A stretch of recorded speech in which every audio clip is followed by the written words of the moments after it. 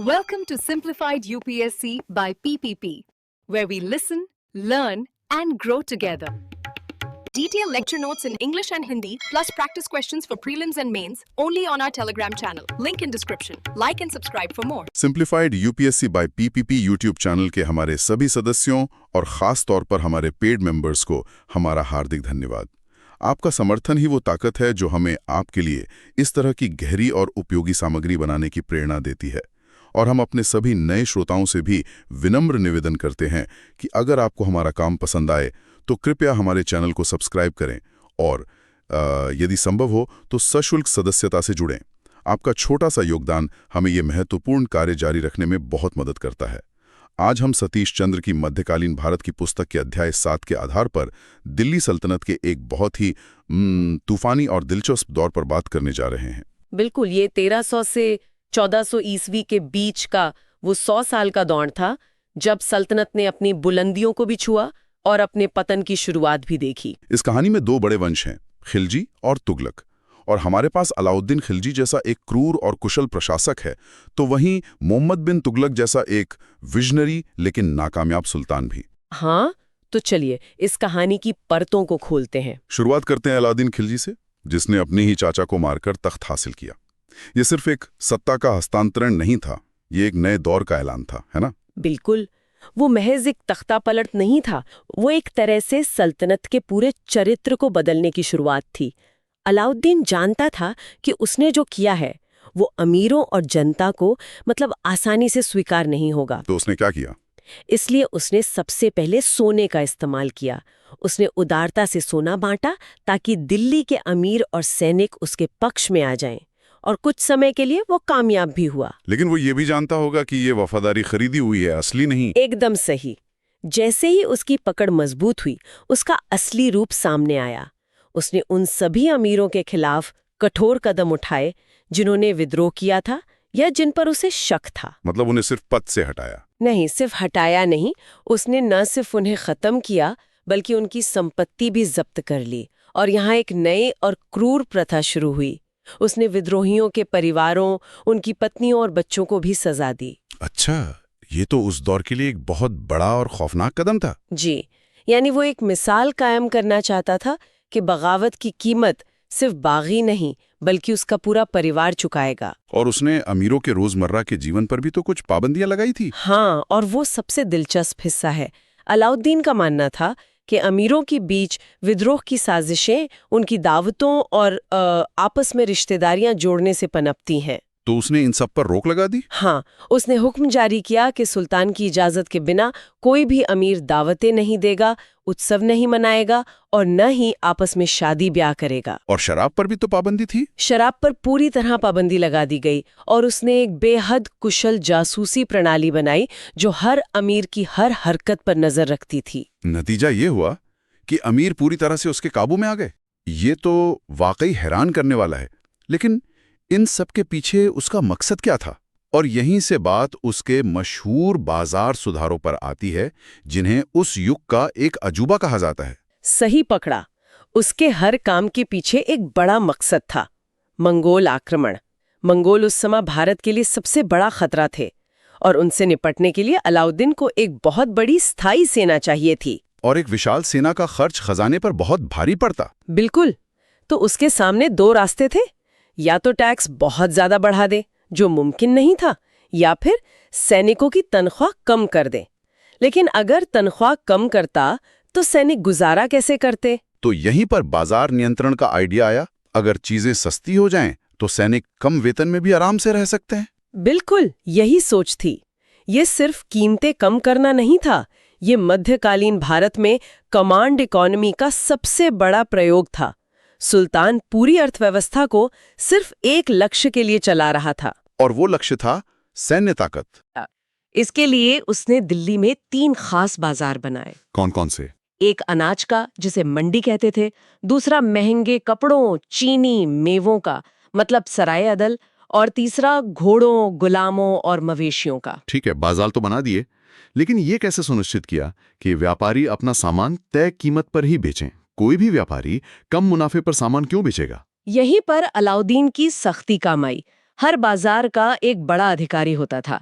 वो क्या कहते हैं? शहना ए मंडी। जी, शहनाई मंडी। कीमतें तय कर दी गई थी और कोई भी उनसे ज्यादा दाम पर नहीं बेच सकता था। लेकिन बाजार में अनाज आएगा कहाँ से? सप्लाई कैसे सुनिश्चित की? उसके लिए उसने दोआब यानी गंगा यमुना के बीच के उपजाऊ इलाके में भू राजस्व को उपज का 50% तय कर दिया। 50%? हाँ, और इसे सीधे अनाज या नकद में वसूला जाता था। इससे किसान मजबूर हो गए कि वो अपनी उपज सरकारी दाम पर बंजारों या व्यापारियों को बेचें, जो फिर उसे दिल्ली की मंडियों में लाते थे। और अगर कभी अकाल पड़ जाए तब क्या होता था? उसके लिए भी इंतजाम था। सल्तनत ने बड़े बड़े सरकारी गोदाम बनवाए थे जहां अनाज जमा रहता था। अच्छा, बफर स्टॉक जैसा। हाँ, एक तरह से। अगर कभी बारिश कम होती या फसल खराब होती तो इन गोदामों से राशनिंग के जरिए हर घर को एक निश्चित मात्रा में अनाज दिया जाता था। और नियम कितने सख्त थे? इतने सख्त थे कि इतिहासकार बर्नी लिखते हैं कि अलाउद्दीन के पूरे शासनकाल में अकाल के समय भी अनाज की कीमतों में 1 पैसे की भी बढ़ोतरी नहीं हुई। ये तो अविश्वसनीय है। तो मतलब बाजार को कंट्रोल करने के लिए उसने पहले खेती और किसानों पर अपना शिकंजा कसा। यहीं से उसके कृषि सुधार जुड़े हुए हैं, सही कहा ना? एकदम सही। अलाउद्दीन सल्तनत का पहला सुल्तान था जिसने जमीन को मापने की प्रथा शुरू की। उसने बिस्वा को एक मानक इकाई बनाया और जमीन की पैमाइश के आधार पर लगान तय किया। इसका सबसे बड़ा असर किस पे पड़ा? गांव के अमीर और शक्तिशाली लोगों पर, जिन्हें खुद और मुकद्दम कहा जाता था। ये उस समय के स्थानीय जमींदार या मुखिया हुआ करते थे। वो क्या करते थे? पहले ये लोग अपना टैक्स का बोझ आम किसानों पर डाल देते थे और खुद मजे करते थे। अलाउद्दीन ने न सिर्फ उनसे उनके विशेषाधिकार छीने, बल्कि उन्हें भी बाकी किसानों की तरह हर तरह का टैक्स देने पर मजबूर किया। जैसे मवेशियों पर कर और घर कर। मतलब उसने ग्रामीण समाज में जो एक सत्ता का ढांचा बना हुआ था, उसे पूरी तरह से तोड़ दिया। तो इसका नतीजा क्या हुआ? बर्नी ने तो यहाँ तक लिखा है कि ये खुद और मुकद्दम इतने गरीब हो गए कि उनकी औरतों को गुजारा करने के लिए मुसलमानों के घरों में काम करना पड़ा। ये शायद थोड़ी बड़ा चढ़ाकर कही गई बात हो। हाँ, हो सकता है। लेकिन इससे ये साफ पता चलता है कि ग्रामीण इलाकों में शक्ति का संतुलन पूरी तरह से बदल गया था। सल्तनत का नियंत्रण अब सीधे गांव के किसान तक पहुंच गया था। तो अलाउद्दीन ने एक बेहद कठोर लेकिन कामयाब सेंट्रलाइज्ड सिस्टम बनाया। जब खिलजी वंश का अंत हुआ और तुगलक सत्ता में आए, तो क्या उन्होंने इस सिस्टम को और मजबूत किया या उनके पास कोई बिल्कुल नया आइडिया था? ये एक बहुत अच्छा सवाल है, खासकर मोहम्मद बिन तुगलक। हाँ, मोहम्मद बिन तुगलक, जो अपने आइडियाज के लिए ही जाने जाते हैं। देखिए, मोहम्मद बिन तुगलक के दौर में ही सल्तनत अपनी बुलंदी पर भी पहुंची और यहीं से उसके बिखरने की शुरुआत भी हुई। वो अलाउद्दीन से बिल्कुल अलग था। किस तरह से? वो एक बहुत ही पढ़ा लिखा और बुद्धिमान शासक था, जिसके पास बड़े बड़े आइडियाज थे, लेकिन वो बहुत बेसब्र भी था और शायद जमीनी हकीकत से थोड़ा दूर था। उसने कई बड़े प्रयोग किए, जो अगर सफल होते तो शायद भारत का इतिहास कुछ और होता। शायद, लेकिन वो बुरी तरह नाकाम रहे। चलिए, उसके इन मशहूर या कहें कि बदनाम प्रयोगों को एक एक करके समझते हैं। सबसे पहले दोआब में टैक्स बढ़ाने का फैसला। इसके पीछे क्या सोच थी? सोच तो सीधी थी। दोआब सल्तनत का सबसे उपजाऊ इलाका था, तो सुल्तान को लगा कि यहाँ टैक्स बढ़ाकर खजाने को भरा जा सकता है। आइडिया बुरा नहीं था, लेकिन उसकी टाइमिंग भयानक रूप से गलत थी। बिल्कुल। जिस साल उसने टैक्स बढ़ाया, उसी साल वहां भयंकर अकाल पड़ गया। नतीजा ये हुआ कि किसान बढ़ावा टैक्स तो क्या, पुराना टैक्स भी नहीं दे पाए। और जब सल्तनत के अधिकारियों ने सख्ती की तो विद्रोह हो गया होगा। हाँ, किसानों ने खेती छोड़ दी और विद्रोह कर दिया। ये योजना पूरी तरह से विनाशकारी साबित हुई। एक क्लासिक केस, जब अच्छी नीति गलत समय पर लागू करने से आपदा बन जाती है। बिल्कुल। और उसकी दूसरी बड़ी योजना, राजधानी को दिल्ली से देवगिरी ले जाना। हाँ, उसने देवगिरी का नाम बदलकर दौलताबाद रखा। इसके पीछे 2 बड़े कारण थे। पहला, दिल्ली मंगोल हमलों की जद में थी, तो दौलताबाद ज्यादा सुरक्षित था। और दूसरा ये कि सल्तनत का विस्तार दक्षिण भारत तक हो चुका था और दौलताबाद लगभग केंद्र में पड़ता था, जहां से पूरे साम्राज्य पर बेहतर नियंत्रण रखा जा सकता था। सोच तो रणनीतिक लगती है। सोच तो ठीक थी, लेकिन इसका क्रियान्वयन यानी एग्जीक्यूशन एक मानवीय त्रासदी बन गया। उसने सिर्फ दफ्तर ही नहीं, बल्कि दिल्ली की पूरी आबादी को दौलताबाद जाने का हुक्म दे दिया। पूरी आबादी को? ये तो कल्पना करना भी मुश्किल है। हाँ, ये 1500 किलोमीटर का सफर था और रास्ते में हजारों लोग, बच्चे, बूढ़े, बीमार सब मारे गए। और फिर उसे अपनी गलती का एहसास हुआ। जी, और उसने सबको वापस दिल्ली लौटने का हुक्म दिया, जिससे लोगों को और भी ज्यादा परेशानी हुई। ये योजना भी पूरी तरह फेल हो गई। बहुत ही दुखद। और अब आते हैं उसके सबसे चर्चित प्रयोग पर, सांकेतिक मुद्रा या टोकन करेंसी। हाँ, ये आइडिया अपने समय से बहुत आगे था। आज तो हम सब टोकन करेंसी इस्तेमाल करते हैं, जैसे कागज के नोट। तो फिर उसका आइडिया क्यों फेल हो गया? बात ये थी कि उस दौर में पूरी दुनिया में चांदी की कमी हो गई थी।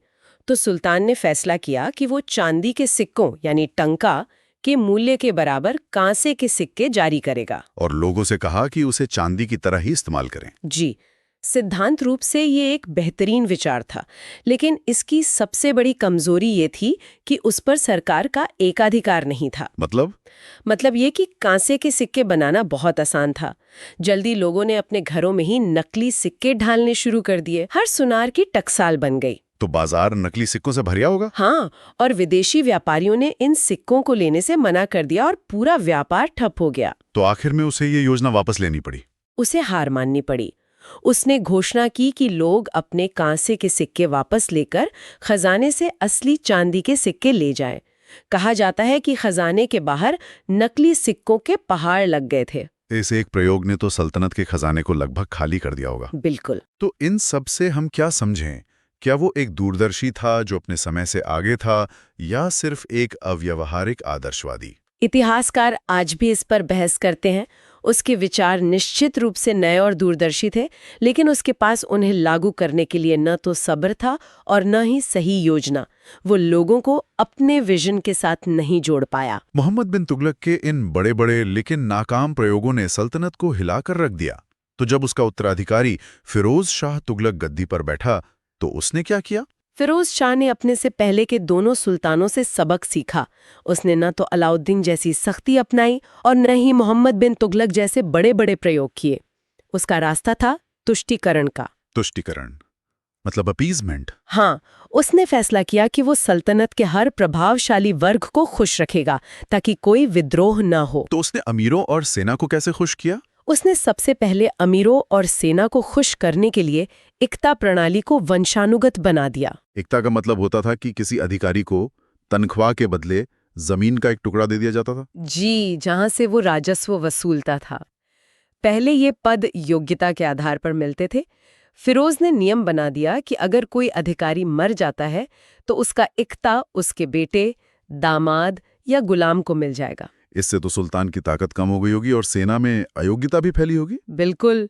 उसने सल्तनत की नींव यानी एक मजबूत सेना को ही कमजोर कर दिया, सिर्फ अमीरों को खुश रखने के लिए। और धार्मिक वर्ग यानी उलेमाओं के लिए उसने क्या किया? वो एक रूढ़िवादी शासक था, इसलिए उसने उलेमाओं को भी खुश करने के लिए कई कदम उठाए। उसने इस्लामी कानूनों को सख्ती से लागू किया और जजिया को एक अलग टैक्स बना दिया। और उसने ब्राह्मणों पर भी जजिया लगा दिया था। हाँ, पहले उन्हें छूट मिली हुई थी, लेकिन फिरोज ने उन पर भी जजिया लगा दिया। ये कदम उसने कट्टरपंथी उलेमाओं को खुश करने के लिए उठाया था। और उसकी दासों को लेकर जो नीति थी वो भी तो काफी चर्चित है। हाँ, उसे दास रखने का बहुत शौक था।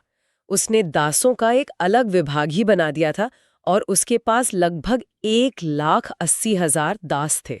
इतने सारे? हाँ, इन दासों को अलग अलग काम और शिल्प सिखाए जाते थे, लेकिन ये दास भी धीरे धीरे एक अलग और शक्तिशाली गुट बन गए, जिसने फिरोज की मौत के बाद सल्तनत में अस्थिरता और बढ़ा दी। तो ऐसा लगता है कि फिरोज की नीतियां शॉर्ट टर्म में शांति लाने वाली थीं, लेकिन लॉन्ग टर्म में सल्तनत के लिए घातक साबित हुई। बिल्कुल।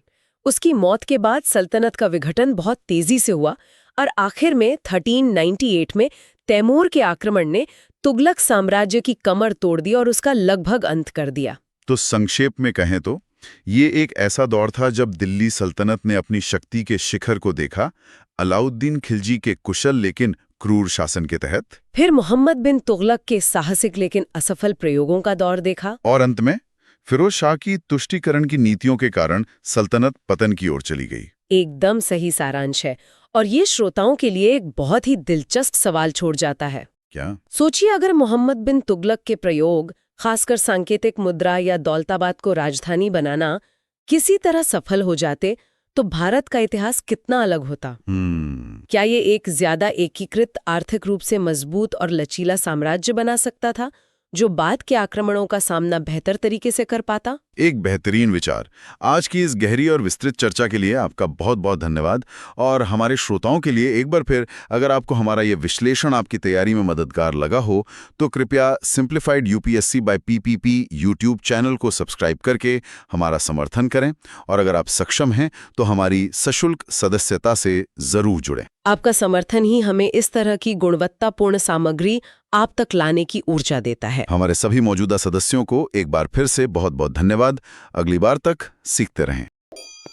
Thanks for watching. Follow us on Telegram and Instagram. Don't forget to like, share, and subscribe.